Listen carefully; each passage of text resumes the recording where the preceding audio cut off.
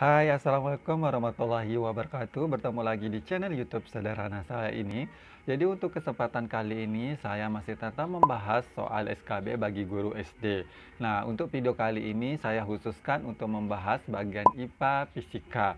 Di sini juga saya akan membagikan link untuk simulasi bagian ketiga.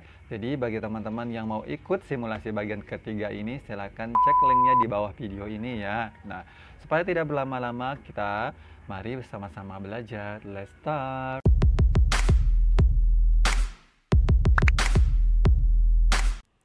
Oke, teman-teman, mari kita mulai membahas soal untuk IPA Fisika. Kita mulai dari nomor 1.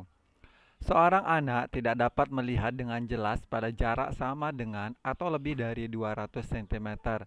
Agar ia dapat melihat dengan jelas pada jarak yang sangat jauh atau tak terhingga, maka ia harus menggunakan kacamata dengan kekuatan lensa A-2,0 dioptri, B -0,5 dioptri, C 0,5 dioptri, D 2,0 dioptri, E 7,0 dioptri. Oke, ini jawabannya adalah yang B, min 0,5 dioptri. Jadi hal yang perlu kita perhatikan ketika ada pertanyaan semacam ini, jadi teman-teman harus mengingat bahwa rabun jauh itu biasanya kita menggunakan yang namanya cermin cekung. Jadi nanti kalau dia rabun jauh pasti hasilnya adalah min.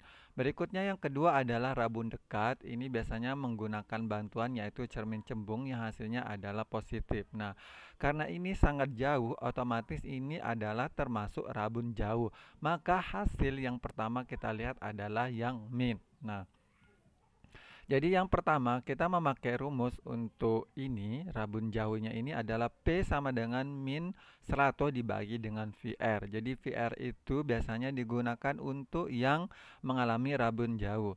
Oke, jadi ini kita udah tahu bahwa PR-nya adalah 200 cm, berarti tinggal kita memasukkannya saja ke rumus. Berarti V sama dengan min 100 kita bagi dengan 200, maka hasilnya adalah min 0,5. Oke, kita beralih ke nomor 2. Seorang siswa harus menggunakan kacamata dengan kekuatan lensa min 2 dioptri agar dapat membaca dengan jelas tulisan pada jarak yang jauh. Jika ia tidak menggunakan kacamata, maka jarak terjauh yang masih dapat dilihatnya dengan jelas adalah A 50 cm, B 100 cm, C 200 cm, D 400 cm, E 250 cm. Jadi ini jawabannya adalah A yang 50 cm. Oke teman-teman, kita lihat dari pertanyaan yang nomor 2 ini. Ini kan ada lensa min 2 dioptri, berarti ini dia termasuk rabun jauh. Oke, ini karena jaraknya yang ditanyakan, ya tinggal kita masukkan aja bahwa pi-nya sama dengan min 2. Berarti ini tinggal kita memasukkannya ke rumus. P sama dengan min 100 dibagi dengan VR. Berarti ini min 2 sama dengan min 100 dibagi dengan VR. Nanti VR-nya seperti ini. Jadi min 100-nya kita bagi dengan min 2. Jadi maka hasil PR-nya adalah 50 cm. Saya rasa ini teman-teman udah bisa ya kalau model seperti ini, pindah-pindah posisi dan segala macam ya. Oke, kita beralih ke nomor 3. Seorang siswa melakukan percobaan pengamatan benda menggunakan lup yang jarak fokusnya 2,5 cm. Jika pengamatan dilakukan dengan mata berakomodasi maksimum, maka perbesaran yang dihasilkan lup adalah A 5 kali, B 6 kali, C 8 kali, D 10 kali, E 11 kali. Jadi ini jawabannya adalah 11 kali. Teman-teman juga udah tahu bahwa loop adalah salah satu dari contoh alat optik yang sering kita gunakan. Oke, untuk loop ini rumusnya atau kita ketahui dulu. Diketahuinya adalah fokusnya adalah 2,5 cm, kemudian SN-nya adalah 25 meter. Jadi gini ya, catatannya SN itu adalah kenapa dia 25 ini? Karena dipakai jika tidak ada keterangan SN ya. Jadi ini 25 itu adalah normal ya. Mata normal itu dia menggunakan 25 cm. Jadi ini karena di soalnya tidak dicantumkan normalnya, berarti kita tentukan aja langsung karena ini udah ditentukan ya. Jadi 25 cm. Jadi tinggal kita masukkan ke rumus. Ini rumusnya untuk loop ya. M sama dengan Sn dibagi F ditambah dengan 1. Ini tinggal kita masukkan aja. Berarti 25 per 2,5 ditambah dengan 1. 25 dibagi dengan 2,5 maka hasilnya adalah 10. Maka di sini adalah 10 ditambah 1 maka hasilnya adalah 11. Oke, kita beralih ke nomor 4. Jika seorang memiliki cacat mata dengan titik dekat 100 cm dan ingin membaca pada jarak normal 25 cm, orang tersebut harus menggunakan kacamata dengan kekuatan lensa dan jenis lensanya adalah A. Min 3 dioptri jenis lensa cekung, B. Min 1 dioptri jenis lensa cekung, C. Min 1 dioptri jenis lensa cembung, D. 1 dioptri jenis lensa cembung, E. 3 dioptri jenis lensa cembung. Jadi ini jawabannya adalah yang E. Jadi di sini kita melihatnya di sini jika seorang memiliki cacat mata dengan titik dekat, berarti titik dekat, kemudian jarak normal yang diinginkan adalah 25 cm, berarti ini dia termasuk dalam kategori rabun dekat ya. Maka kita akan menggunakan. Nah, di sini udah ada catatan yang nomor 1 yang tadi itu. Jadi ini teman-teman pasti udah tahu. Jadi di sini tinggal kita mengetahuinya aja bahwa di sini kalau dia rabun dekat itu PP-nya adalah sama dengan 100 cm. Di sini rumusnya untuk rabun dekat itu adalah P sama dengan 4 dikurangi 100 per PP. Jadi ini langsung saja kita masukkan. P sama dengan 4 kita kurangkan dia dengan 100 dibagi dengan 100. Maka P sama dengan 4 dikurangi 1 sama dengan 3. Ya, ini karena rabun dekat otomatis dia menggunakan lensa cembung. Maka cocok jawabannya adalah yang E. Oke, kita beralih ke soal nomor 5. Perhatikan gambar di samping. Suhu suatu zat cair diukur dengan termometer skala Fahrenheit adalah 77 derajat Fahrenheit. Jika suhu zat cair tersebut diukur dengan termometer skala Kelvin, suhu zat cair tersebut adalah A. 20 Kelvin, B. 25 Kelvin, C. 293 Kelvin, D. 298 Kelvin, E. 300 Kelvin. Jadi ini jawabannya adalah D. 298 Kelvin. Jadi maaf teman-teman, ini saya tidak mencantumkan gambarnya, tapi ini udah kita tahu bahwa Fahrenheit-nya adalah 77 derajat. Oke. Jadi hal yang utama ketika kita mau membahas tentang suhu, berarti hal yang pertama teman-teman ketahui adalah rumusnya. Berarti rumus perbandingannya semacam ini ya. C berbanding R berbanding F dikurangi 32. Maka sama dengan 5 berbanding 4 berbanding 9. Oke, karena Fahrenheit-nya udah kita tahu bahwa hal yang pertama kita lakukan ketika Kelvin yang ditanyakan adalah kita harus mencari Celsiusnya dulu ya. Maka di sini kita menggunakan rumus ini. Ini kita menggunakan perbandingannya, berarti C per F dikurangi 23 sama dengan 5 per 9. C sama dengan C per 70 karena udah Fahrenheit udah 77, jadi kita masukkan langsung 77 dikurangi 32 sama dengan 5 per 9. Langsung aja, ini karena 77 dikurangi 32 hasilnya 45. Ini maka C per 45 sama dengan 5 per 9. Karena 45 dengan 9 ini bisa kita bagi, maka hasilnya seperti ini. C per 5 sama dengan 5 per 1. Maka C-nya kita kalikan silang semacam ini, berarti C kita kalikan 1, berarti 1C sama dengan 5 kali 5, 25. Maka C adalah 25 dibagi 1 adalah 25. Nah, ini Celsiusnya kita udah temukan, berarti tinggal kita masukkan ke rumus Kelvinnya. Jadi untuk Kelvin itu sama dengan Celsius kita tambah dengan 273. Jadi karena Celsiusnya 25 ya, tinggal kita masukkan saja. Berarti 25-nya kita tambahkan dengan 273, maka hasilnya adalah 298 Kelvin. Kita beralih ke nomor 6. Gambar berikut menunjukkan pengukuran suhu zat cair dengan termometer skala Celsius.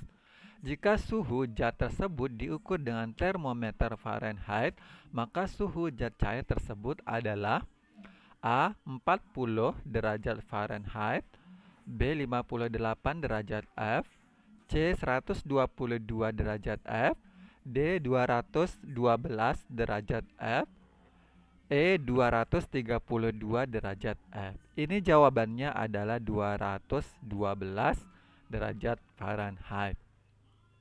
Sama dengan soal sebelumnya, tinggal kita menggunakan rumus perbandingan ini. C berbanding R berbanding F dikurangi 32 sama dengan 5 berbanding 4 berbanding 9. Oke, kita langsung ke perbandingannya aja. Berarti C per F dikurangi 32 sama dengan 5/9. Karena C-nya udah kita tahu di gambar, ukuran suhunya adalah 100, ya tinggal kita memasukkannya aja. Berarti 100 per F dikurangi 32 sama dengan 5/9. Karena 100 dengan 5 ini bisa kita bagi, maka hasilnya adalah 20 per F dikurangi 30 sama dengan 1/9. Ini tinggal kita mengkalikan silangnya saja, berarti F dikurangi 32. Berarti 20 dikalikan 9 sama dengan 180. F, nah ini 180 ditambah 32. Ini 32-nya pindah posisi, makanya tambah 32. Berarti Fahrenheit-nya adalah 180, kita tambah 32, hasilnya adalah 212. Oke, kita beralih ke nomor 7. Termometer dinding yang menggunakan skala suhu Celsius menunjukkan suhu ruang kelas 30 derajat Celsius. Suhu ruang tersebut sama dengan A.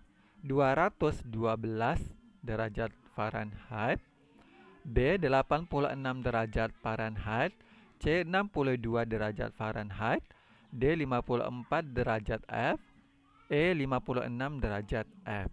Oke, jadi ini jawabannya adalah 86 derajat Fahrenheit. Oke, ini masih kita menggunakan rumusnya ini. Ini soalnya saya berurut seperti ini supaya sekaligus kita langsung paham gitu ya teman-teman. Oke, ini kita menggunakan perbandingannya sama. C berbanding R berbanding F dikurangi 32 sama dengan 5 berbanding 4 berbanding 4 dan berbanding 9.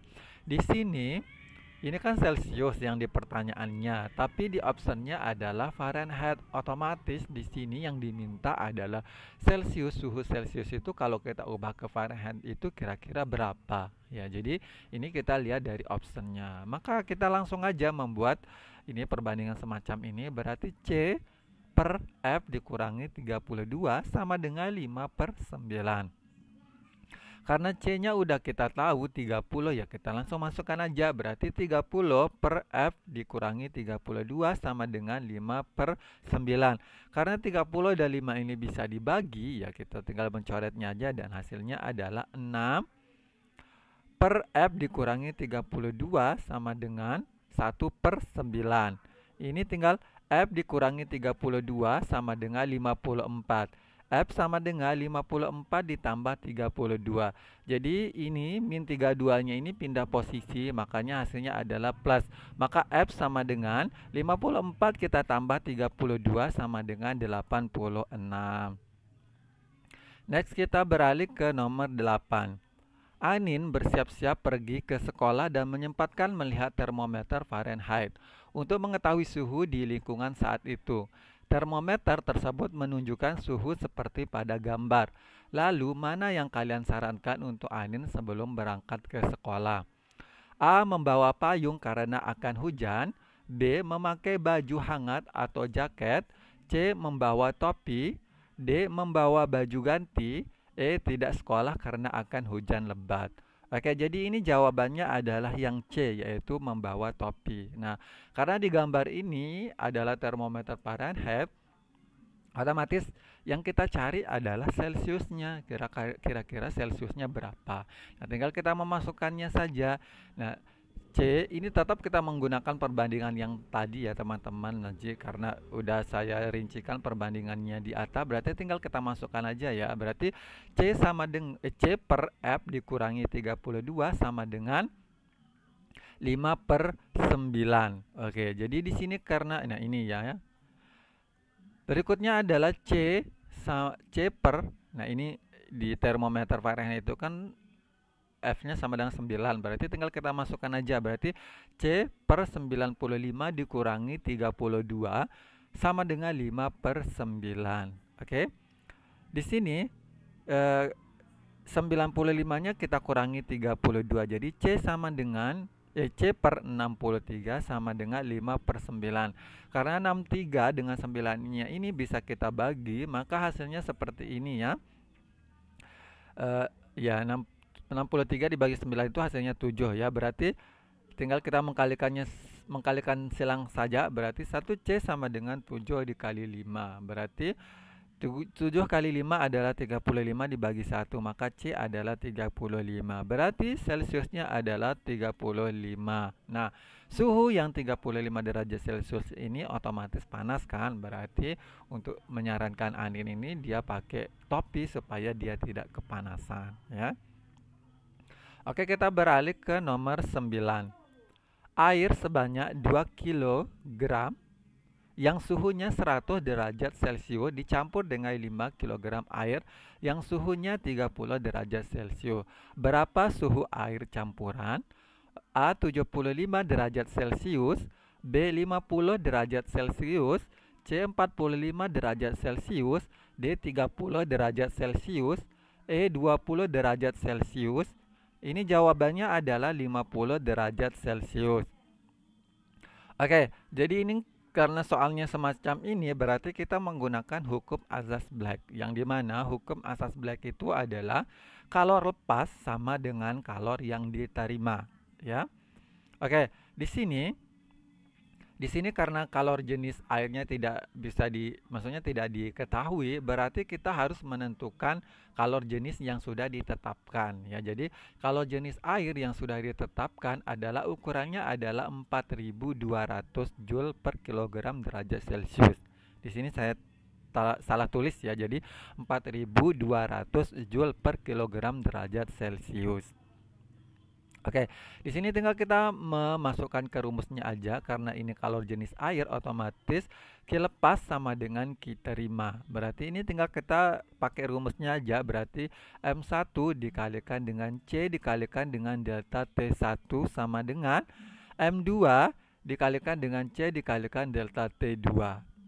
Berarti di sini adalah, jadi gini ya, untuk menentukan Q lepas dan Q terima itu berarti yang melepaskan suhu adalah ukuran derajatnya yang paling banyak ya. Berarti yang menerima otomatis yang sedikit suhunya. Makanya di sini yang melepaskan suhu itu adalah yang 100 derajat Celcius. Sedangkan yang menerima suhu itu adalah 30 derajat Celcius. Nah, makanya di sini kita langsung masukkan karena ini udah kita tahu ukuran airnya 2 kg, masanya adalah 2. Kita kalikan dengan 4200 dikalikan dengan T-nya, berarti ini T2-nya kan kita tidak tahu, berarti kita taruh T dikurangi dengan 100 sama dengan 5 dikalikan dengan 4200. Karena T2-nya udah ditahu, berarti di sini adalah 30 dikurangi dengan T1. Kita langsung masukkan aja ini. Karena 4200 ini udah bisa dibagi, tinggal kita mencoretnya saja. Berarti sisanya adalah 2T dikurangi 200. Dari mana sih dia dapat 2T dikurangi 200 ini? Ini 2T-nya ini kita kalikan dengan 2 dikalikan T sama dengan 2T. Baru 2 dikalikan dengan min 100, hasilnya adalah min 200. Sama juga dengan yang 5. 5 kita kalikan dengan 30, maka hasilnya adalah 150. Berikutnya adalah 5 kita kalikan dengan min T, maka hasilnya adalah min 5T. Nah, karena kita udah dapat semacam ini, berarti kita harus mengelompokkan mereka yang modelnya sama atau jenisnya sama. Di sini kan ada 2T dengan 5T, berarti kita gabung aja, berarti 2T. Karena 5T-nya ini hasilnya min, berarti kalau dia pindah maka dia positif, makanya 2T ditambah dengan 5T. Sama dengan 150. Min 200-nya ini pindah posisi menjadi plus, makanya 150 ditambah dengan 200. 2T ditambah 5T sama dengan 7T sama dengan 350. T sama dengan 350 kita bagi 7. Berarti T sama dengan 50 derajat Celcius. Oke, kita beralih ke nomor 10. Es yang masanya 100 gram dipanaskan dari min 0,5 derajat Celcius hingga mendidih. Jika kalori lebur es sama dengan 80 kalori per gram, kalori jenis es sama dengan 0,5 kalori per gram derajat Celcius, dan kalori jenis air sama dengan 1 kalori per gram derajat Celcius. Banyaknya kalori yang diperlukan pada saat proses dari B ke D adalah A 8 kilokalori, B 10 kilokalori, C 18 kilokalori, D 18,25 kilokalori, E 19 kilokalori. Oke, ini jawabannya adalah 18 kilokalori. Jadi di sini perlu kita ketahui bahwa kalori itu ada beberapa hal yang perlu kita ingat. Kalori itu yang pertama adalah mengalami perubahan suhu. Berikutnya yang kedua adalah mengalami yang namanya perubahan wujud. Jadi kalau kita udah membedakan antara perubahan suhu dengan perubahan wujud, ini maka rumus yang kita pakai tidak akan pernah salah. Oke. Sekarang kita mulai untuk mengenal dulu kira-kira mana sih jenis air es, kemudian lebur es dan segala macamnya. Oke, kita mulai dari yang pertama ini ya. A ke B ini ini sama dengan kalor jenis es ya. Jadi ini dia mengalami yang namanya perubahan suhu dari A ke B. Kan awal mulanya dia suhunya adalah min 5. Tapi setelah dia ke B, dia mengalami perubahan suhu 0 derajat Celcius. Berarti ini bisa dikatakan bahwa kalor jenis es ya. Maka AB itu sama dengan kalor jenis esnya sama dengan 0,5 kalori per gram derajat Celcius.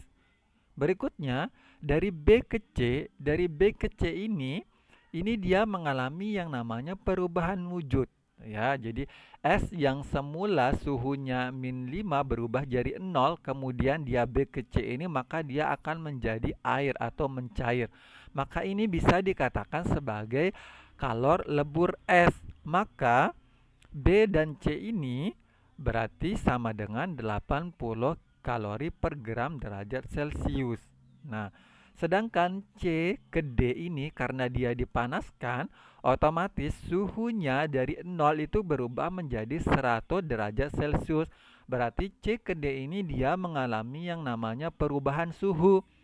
Maka C ke D ini bisa dikatakan sebagai kalor jenis air, maka hasilnya adalah 1 kalori per gram derajat Celcius. Nah, kalau kita sudah menentukan semacam ini, berarti tinggal kita menggunakan rumusnya saja.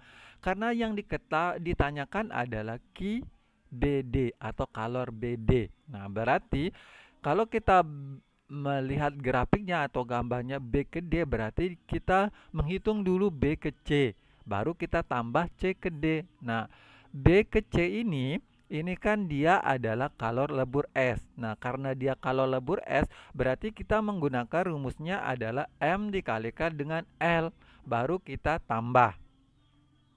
C ke D ini karena dia adalah kalor jenis air, maka rumusnya adalah M kita kalikan dengan C dikalikan dengan delta T.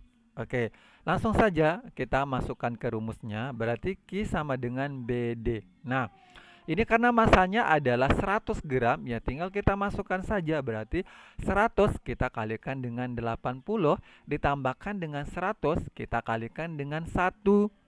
Berikutnya, 100 ini adalah T2-nya, makanya 100 kita kurangi dengan delta T itu kan delta T itu adalah T2 kita kurangi dengan T1. Maka di sini 100-nya adalah suhu yang setelah kita panaskan dia mendidih, berarti ini menjadi T2-nya, maka 100 kita kurangi dengan T1-nya yaitu 0 derajat Celcius.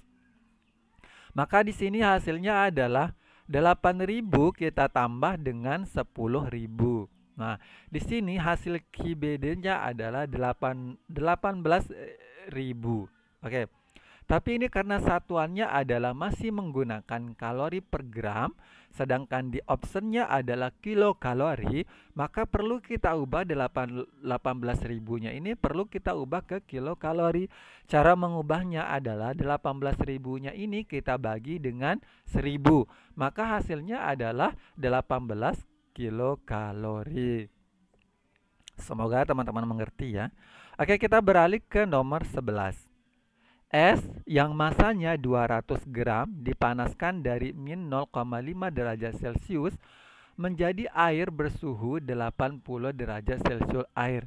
Jika kalor lebur es sama dengan 80 kalori per gram, kalor jenis es sama dengan 0,5 kalori per gram derajat Celcius, dan kalor jenis air sama dengan 1 kalori per gram derajat Celcius, banyaknya kalor yang diperlukan pada saat proses dari A ke B adalah A 0,5 kilokalori, B 16 kilokalori, C 32 kilokalori, D 32,5 kilokalori, E 33 kilokalori.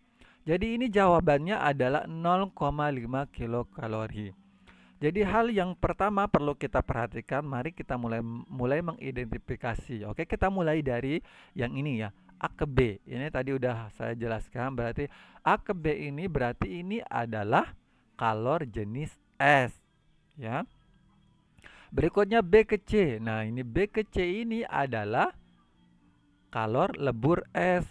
Nah, berikutnya adalah C ke D. Pasti ini adalah kalor jenis air. Nah, di sini yang ditanyakan adalah proses dari A ke B. Nah, berarti proses A ke B ini berarti kalorinya kita menggunakannya adalah yang kalor jenis es. Nah, berarti karena jenis es yang dipakai, berarti kita menggunakan rumus adalah kalor AB ini sama dengan M kita kalikan dengan C, kemudian kita kalikan dengan delta T. Oke, karena ini masanya udah kita tentukan ada 200, kemudian kalor jenis S-nya adalah 0,5 kalori, ya tinggal kita masukkan aja 0,5, kita kalikan dengan A ke B. Dia akan berubah suhu. Nah, jadi delta T-nya ini T2-nya kan 0, kemudian T1-nya adalah min 5. Maka di sini 200 kita kalikan dengan 0,5 ini hasilnya adalah 100. 0 dikurangi dengan min 5 hasilnya adalah 5. Maka 100 dikalikan 5 sama dengan 500 ya. Ini saya salah tulis, berarti ini 100 kita kalikan 5 adalah 500. Nah, karena ini masih dia menggunakan kalori, maka ini kalornya adalah 500 kalori kita bagi dengan 1000, maka hasilnya adalah 0,5 kilokalori. Kita beralih ke nomor 12. Es yang masanya 200 gram dan suhunya 0 derajat Celcius dipanaskan menjadi air hingga suhunya 80 derajat Celcius pada tekanan normal. Jika kalor jenis air 1 kalori per gram 0 derajat Celcius, kalor jenis es 0,5 kalori per gram derajat Celcius, dan kalor lebur es 80 kalori joule per gram, maka jumlah kalor pada proses AB adalah A 100 kalori, B 200 kalori, C 16.000 kalori, D 32.000 kalori, E 43.000 kalori. Jadi ini jawabannya adalah 16.000 kalori. Jadi teman-teman juga harus mengidentifikasinya juga. Berarti A ke B ini berarti ini adalah jenis lebur es. Nah, sedangkan B ke C ini adalah kalor jenis S. Nah, karena yang ditanyakan adalah kalor AB, maka ini yang kita gunakan adalah kalor lebur S. Maka QAB-nya sama dengan M dikalikan L. Kita langsung aja, berarti 200-nya kita kalikan dengan 80. Maka hasilnya adalah 16.000 kalori. Nah, di sini kita tidak mengubahnya karena di optionnya itu masih dia menggunakan kalori. Next, kita beralih ke nomor 13. Perhatikan tabel pemakaian listrik sebagai berikut. Jika harga listrik 1000 per kWh dan sewa kWh meter adalah Rp14.000, maka biaya listrik yang harus dibayar dalam 1 bulan adalah A. Rp22, B. Rp33.000, C. Rp44.000, D. Rp66.000, E. Rp77.000. Oke, jadi ini jawabannya adalah Rp66.000. Jadi ini jumlah energi yang dipakai yang kita cari ya. Jadi ini total energi yang dipakai itu berapa sih? Nah, oke. Ini tinggal kita mengkalikannya saja. Kita mulai dari lampu ya. Lampu itu jumlahnya kan 4. Kemudian dayanya adalah 20 watt. Kemudian yang dipakainya adalah 10 jam. Maka ini tinggal kita mengkalikan lampu ya. 4 dikalikan 20 dikalikan 10, maka hasilnya adalah 800. Sama juga dengan setrika, tinggal kita mengkalikannya saja ya. 1 dikalikan 200 dikalikan 2 hasilnya adalah 400. TV juga sama, kita kalikan 1 dikalikan 100 dikalikan dengan 10. Maka ini hasilnya adalah 1000. Nah, jadi totalnya adalah lampu ditambah dengan setrika ditambah dengan TV ya. Jadi 800 kita tambah dengan 400 ditambah dengan 1000. Maka hasilnya adalah 2200 WH, watt per horse ya. Nah, karena di sini perlu kita mengubahnya ke kWh karena ini kan harganya adalah 1000 per kilo watt per horse. Jadi kita perlu mengubah WH-nya ini ke kWh. Berarti 2200-nya ini kita bagi dengan 1000, maka hasilnya adalah 2,2. Nah, karena ini ukurannya adalah 1 bulan, maka 2,2-nya kita kalikan dengan 30. Jadi 1 bulan itu sama dengan 30 hari. Berarti 22 kita kalikan dengan 30, maka kWh yang digunakan selama 1 bulan adalah 66. Nah, karena 1 kWh itu sama dengan harga listrik per kWh itu adalah 1000, maka 66-nya kita kalikan 1000, maka harga listrik yang kita keluarkan adalah Rp66.000. Nah, untuk yang nomor 13 ini pertanyaannya di sini kan ada sewa kWh-nya per meter. Ini istilahnya kayak pengecoh soal aja. Sedangkan yang ditanyakan adalah biaya listrik yang harus dibayar ya. Oke, kita berlangsung ke nomor 14. Sebuah lampu bertuliskan 20 watt 220 volt dipakai 10 jam per hari. Energi yang dipakai lampu tersebut selama 1 bulan adalah A. 6 kWh, B. 6,6 kWh, C. 60 kWh, D. 66 kWh, E. 660 kWh. Jadi ini jawabannya adalah 6 kWh. Oke, lampu ini karena ini sebuah berarti kita anggap 1. Baru kita kalikan dengan W-nya atau watt-nya, berarti 1 kita kalikan dengan 20, kita kalikan dengan pakainya adalah 10 jam. Maka 1 dikalikan 20 dikalikan 10 hasilnya adalah 200. Berikutnya, karena ini adalah kWh, di optionnya kWh, maka yang 200-nya ini kita bagi dia dengan 1000, maka hasilnya adalah 0,5. Nah, berikutnya karena udah kita tahu kWh-nya, tapi ini dipakai selama 1 bulan, maka kWh-nya ini kita kalikan dengan 30, berarti 30 kita kalikan dengan 0,2, maka hasilnya adalah 6 kWh. Oke, saya rasa ini mudah ya teman-teman. Oke, kita beralih ke nomor 15.